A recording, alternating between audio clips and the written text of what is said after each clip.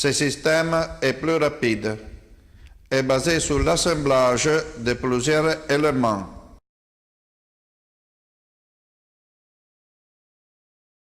Les éléments de la construction sont les suivants: les toits, les murs extérieurs, les planchers.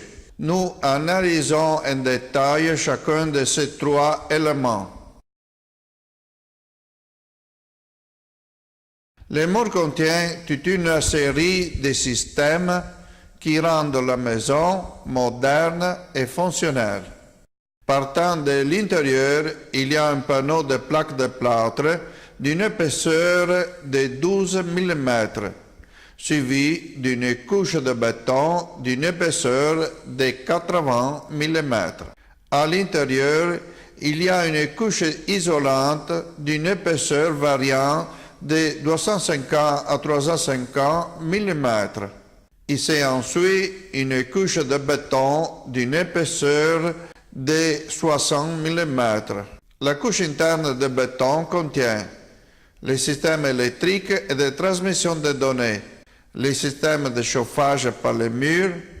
La couche interne de l'isolation contient la tuyauterie pour l'évacuation des salles de bain et les conduits de ventilation mécanique. Les murs extérieurs, exposés au sud, peuvent contenir un tuyau pour l'échauffage de l'eau sanitaire, devenant ainsi un réel panneau solaire thermique.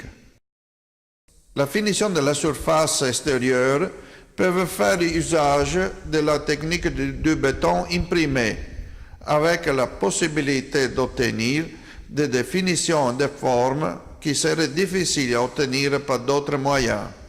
Les murs ont une haute isolation thermique, avec un coefficient de perte de chaleur de moins de 0,1 W par mètre carré grade. L'isolation sonore est de 50 décibels.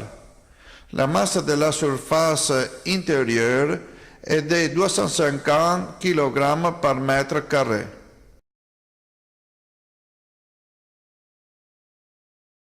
Le plancher est utilisé pour les passages des installations. Dans la face inférieure se trouve un panneau de plaques de plâtre d'une épaisseur de 12 mm, suivi une couche de béton d'une épaisseur de 40 mm. À l'intérieur du plancher, il y a des blocs de polystyrène avec la fonction d'allègement. La structure se termine par une couche de béton d'épaisseur de 50 mm.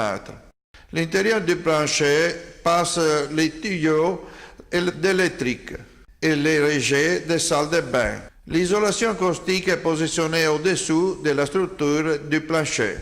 Le sol est fait d'une chape et de carreaux, ou directement avec le revêtement de sol laminate plastique. Dans la partie inférieure du plancher peut être posé le tuyau pour le chauffage et les plafonds de refroidissement. La structure du plancher est généralement bidirectionnelle.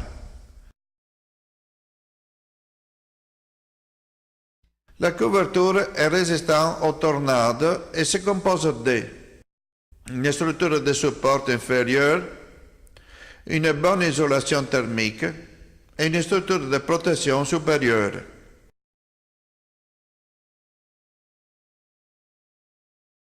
Les murs intérieurs sont réalisés en plaques de plâtre car ils sont économiques, ils ont une bonne isolation phonique et ils s'adaptent facilement à toutes les modifications.